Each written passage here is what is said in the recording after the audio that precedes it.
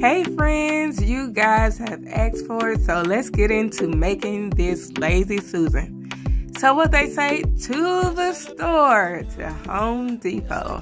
I'm going to show you the specific places I got my pieces from, and we're just going to use a smaller one today because that's going to be more affordable for my pockets. And this is the bigger one that you actually may want to get if you are making big blankets. This is the aisle where I found the little Lazy Susan turntable part.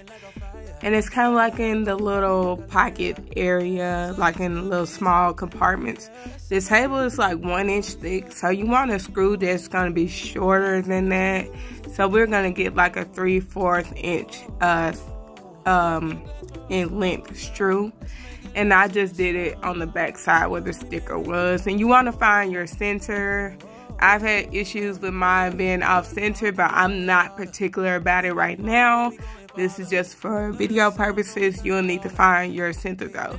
I think the last time the way I found this center was to use my phone.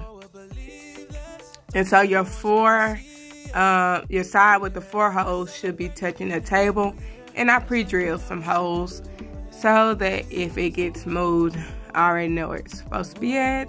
And it's just as simple, guys. Screw in your screws, and after you screw in your screws, everything should be working, and you got your turntable. Flip it over, and there you go.